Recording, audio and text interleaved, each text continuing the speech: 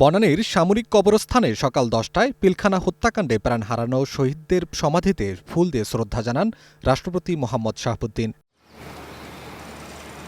এরপর শহীদদের প্রতি শ্রদ্ধা জানান প্রধানমন্ত্রী তারেক রহমান। এ সময় পিলখানা ট্র্যাজেডিতে সব শহীদদের প্রতি শ্রদ্ধা জানিয়ে 1 মিনিট নীরবতা পালন করা হয়। রাষ্ট্রপতি ও প্রধানমন্ত্রীর শ্রদ্ধা নিবেদন শেষে স্বরাষ্ট্রমন্ত্রী সালাউদ্দিন আহমেদ শহীদদের প্রতি ফুল দিয়ে শ্রদ্ধা জানান। এরপর সেনাবাহিনীর প্রধান জেনারেল ওয়াকারুজ্জামান, নৌবাহিনী প্রধান অ্যাডমিরাল এম নাজমুল হাসান, বিমানবাহিনী প্রধান air chief marshal Hasan Mahmud Khan শ্রদ্ধা নিবেদন করেন। এ সময় শহীদ সেনা কর্মকর্তাদের আত্মার শান্তি ও তাদের পরিবারের সদস্যদের কল্যাণ কামনা করে দোয়া ও মোনাজাত করা হয়। শ্রদ্ধা জানানো শেষে স্বরাষ্ট্রমন্ত্রী সালাউদ্দিন আহমেদ বলেন, আগের তদন্ত কমিশনের প্রতিবেদনে প্রায় ৭০ জনের বিষয়ে সুপারিশ রয়েছে। সুপারিশের সঙ্গে যুক্ত অনেক বিষয় এখন বিচার প্রক্রিয়ার মধ্যে রয়েছে। সুপারিশগুলো ধাপে ধাপে বাস্তবায়ন করা হবে। আমরা নতুন করে কোনো তদন্ত কমিশন করব না, যেহেতু জাতীয় একটা স্বাধীন তদন্ত কমিশন গঠিত হয়েছে এবং তারা দক্ষ উপযুক্ত ব্যক্তিদের দ্বারাই গঠিত হয়েছিল।